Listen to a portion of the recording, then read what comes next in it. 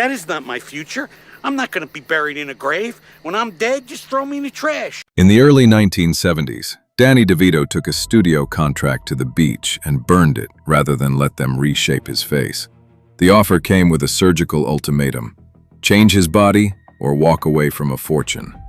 Most actors in that era accepted the terms. DeVito refused. The reality was that he wasn't just losing money. He was hiding a physical condition that would define every performance he gave for the next 50 years. And that refusal would become the foundation of a 50-year insurgency against the Hollywood machine. The Hollywood studio system of the 1970s operated on a simple commercial equation. Leading men were tall, symmetrical, and physically aspirational. Character actors could deviate, but only in supporting roles that reinforced the star's dominance. The camera, casting directors, and contracts enforced this hierarchy. DeVito arrived with a body that broke every rule. At 4'10", with a build secondary sources attribute to a rare skeletal condition, he broke every physical norm in the studio manual. The studios preferred to hide exactly that kind of nonconformity. The standard solution was surgery, shoe lifts, forced camera angles, or background roles that kept the anomaly out of center frame. According to accounts DeVito has given, a talent scout presented him with a contract demanding surgical reshaping. The deal promised significant money, but only if he submitted to procedures that would alter his appearance. Instead of signing, DeVito reportedly burned the contract on a beach. He chose his own face over their fortune. The financial cost was immediate. He lost the contract, the payment, and the security of studio backing. Most actors accepted these terms as the price of admission. DeVito's decision was statistically rare and industrially dangerous. He had demonstrated that his body was not for sale. Hollywood had not learned to cast a performer who wouldn't let them set the price. Many biographical accounts attribute DeVito's stature to multiple epiphyseal dysplasia, commonly called Fairbanks disease. Medical literature describes this as a genetic disorder affecting the growing ends of long bones, producing short stature, joint pain, and early-onset osteoarthritis. The dominant form occurs in roughly 1 out of every 10,000 births. What makes DeVito's case complex is the gap between medical attribution and public confirmation. He rarely uses the diagnostic label in interviews, and no accessible medical records confirm the specific condition. For a forensic documentary, this distinction matters. The condition is highly plausible, but it remains widely circulated rather than definitively confirmed. What isn't speculative is the physical reality of performing under Hollywood's demands. Fairbanks disease, if accurate, predisposes individuals to chronic joint strain and restricted mobility. Long production days, repeated takes, and stunt work all place measurable stress on the joints and bones.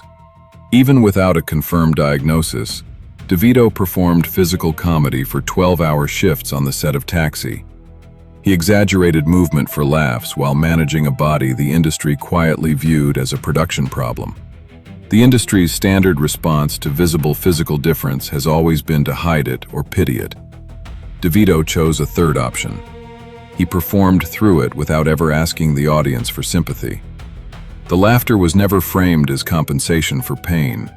It was simply comedy, delivered by someone who kept the industry from defining what his body meant on screen.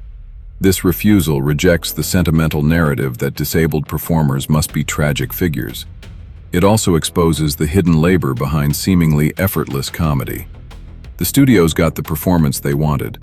They simply never acknowledged the physical cost. But the biological reality was only half the battle. DeVito understood that surviving the studio system as an actor meant remaining a commodity forever. The only way to stop being bought and sold was to own the infrastructure. In 1992, he and Rhea Perlman founded Jersey Films. The name honored the working-class New Jersey roots that Hollywood had treated as provincial rather than powerful. Perlman was not a romantic subplot in this story. She was a co-conspirator in a decades-long industrial strategy. Together, they built a company that would develop mid-budget, director-driven projects the studios considered too risky.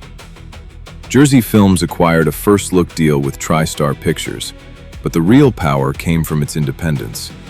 As a producer, DeVito could now influence which scripts moved forward and which directors were hired. The creation of Jersey Films represented a decisive escalation in his insurgency. As an actor, he had refused studio attempts to reshape his body. Producing gave him the power to refuse any attempt to alter the stories that body could tell. The company gave him leverage in his own casting and amplified narratives that didn't conform to the safest, most homogenized formulas. He had learned the business from inside the machine. Now, he was building one of his own. The timing was deliberate. By the early 1990s, DeVito had accumulated enough capital and industry knowledge to operate outside the traditional casting hierarchy. He no longer needed a studio to validate his presence on screen. He needed distribution for what he had already decided to make. If this kind of forensic look at Hollywood power structures is useful to you, subscribe. There's more where this came from. The test came in 1993. Every major studio had passed on Quentin Tarantino's Pulp Fiction. The script was 159 pages of violent, non-linear crime storytelling that violated every conventional rule of mainstream filmmaking. The studios saw only chaos. DeVito saw something else entirely. According to Vanity Fair, DeVito met Tarantino through Stacy Scher, president of production at Jersey Films. DeVito listened for about 10 minutes, then offered a deal for his next movie, whatever it turned out to be. When TriStar passed on Pulp Fiction, DeVito connected the script to Harvey Weinstein at Miramax. The film every studio rejected became the top-grossing independent film in history. Pulp Fiction cost $8.5 million and earned $214 million worldwide. It made stars of Samuel L. Jackson and Uma Thurman and turned the Weinsteins into giants of independent cinema. But the deeper significance for DeVito was structural. His company had shepherded a film the studios wouldn't touch, and the box office proved that their risk calculations were wrong. Jersey Films went on to produce Gattaca, Erin Brockovich, and Garden State. Each project represented mid-budget, director-driven cinema the studios had abandoned. DeVito wasn't just acting in these films. He was deciding which stories deserved to exist. The Penguin in Batman Returns offers the cleanest proof of his thesis. Tim Burton fought studio preference to cast DeVito as the villain, and DeVito transformed the grotesque character into an iconic performance. The studios wanted to surgically reshape his real body in the 1970s. 2 decades later, they were paying him to exaggerate that same physical difference into one of the most memorable villains in comic book history. The liability had become the asset. This pattern repeated across his career. In Twins, he negotiated billing alongside Arnold Schwarzenegger, the biggest action star on the planet. The joke was physical contrast, but his character was never merely the punchline. He was a schemer, a survivor, and a legitimate partner. The film's success demonstrated that audiences would pay to see his body centered in the frame, not hidden at the margins. By the mid-1990s, the studios that had tried to erase him in the 1970s were now bidding for his company's projects. The insurgency had worked, because he hadn't overcome his physical type. He had made it indispensable. They offered to buy his face and turn it into someone they could control.